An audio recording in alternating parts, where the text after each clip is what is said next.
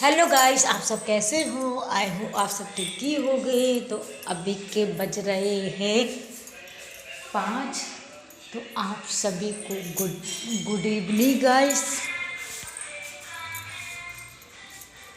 तो हम चलते हैं, देखते हैं बाहर का मौसम क्या है, यानी शाम का मौसम क्या है। आप लोगों को तो पता ही है कि सर्दियों में 5 बजे ही अंधेरा होने लगता है और गर्मियों में तो 7 बजे अंधेरा होता है। तो अभी बजे हैं 5। तो देखिएगा अभी से अंधेरा हो गया है।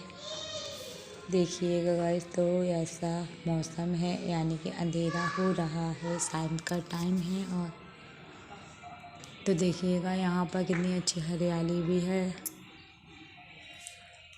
तो भाई अब हम चलते हैं आगे की ओर। और आप लोग देखिएगा कितनी फिनिशिंग दिख रही है बकरी में, क्योंकि इतनी सफाई जो करते हैं तो इसलिए इतनी ही आप लोगों को सफाई दिख रही होगी आंगन में।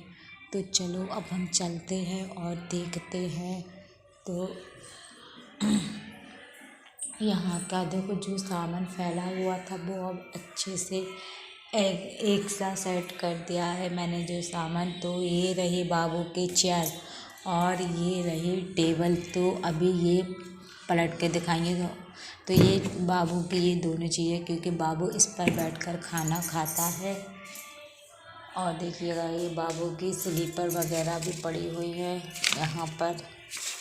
तो देखो भाई गाइस, ये बाबू का टैटी था, तो टैटी का देखिएगा किस तरीके से उसने हाल कर दिया। देखिएगा उसकी पूरी रुई रुई निकाल दी इस टैटी की मेरे बाबू ने, क्योंकि बहुत शैतान बाबू है। अभी उसको पता चल जाता कि मम्मा वीडियो बना रही है तो बाबू अभी पीछे पीछे दौड़ के आता, लेकिन अभी बाबू बिजी है। और बाबू बिजी है तो बाबू क्या कर रहा है तो हम आपको दिखाते हैं कि बाबू क्या कर रहा है। तो बाबू अभी बिजी इसलिए है क्योंकि बाबू देख रहा है चूचू टीवी। तो बाबू इसलिए बिजी है।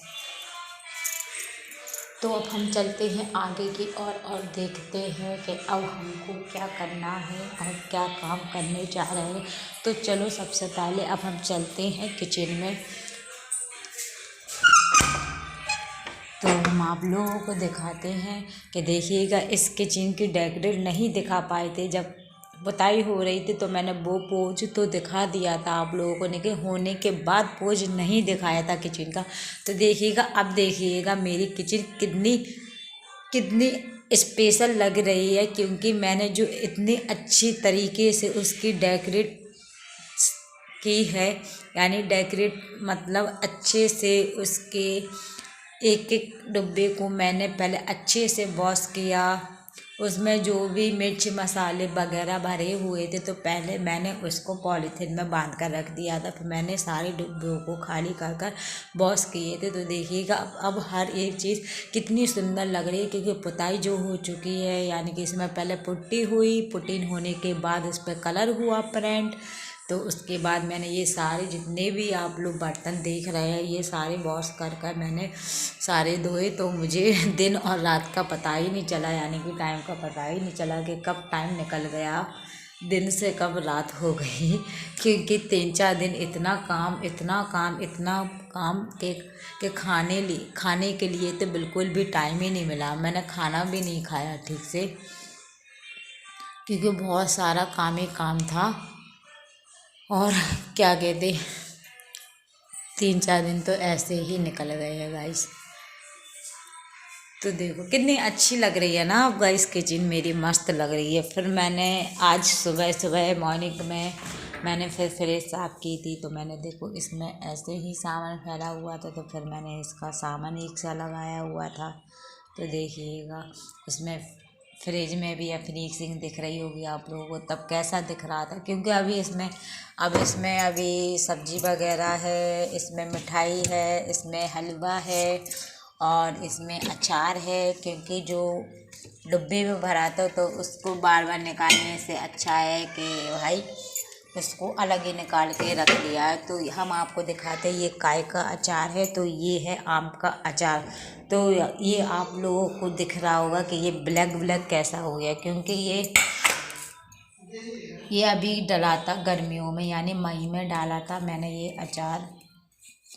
तो इसमें क्या है कि ये ना पहले इसको सुखाते हैं, काटने के बाद इसको नमक हल्दी डालकर इसको धूप में सुखाते हैं। सुखाने के बाद इसको 2 दिन बाद हम लोग इसको मिर्च मसाले यानी जो जो चीज़ें इसमें डलती है वह इसका, आप लोगों ने मेरी वीडियो तो देखी ही होगी, जो मैंने वीडियो डाली थी लास्ट टाइम पर, तो आप लोगों ने इसकी वीडियो तो देखी ही थी कि मैं अचार किस तरीके से डालती, किस तरीके से इसका अचार का मसाला बनाती। तो आप लोगों को तो पता ही भाई। देखो गाइस, आप लोगों को दिखाने के चक्कर में मेरा नीचे और गिर गया है,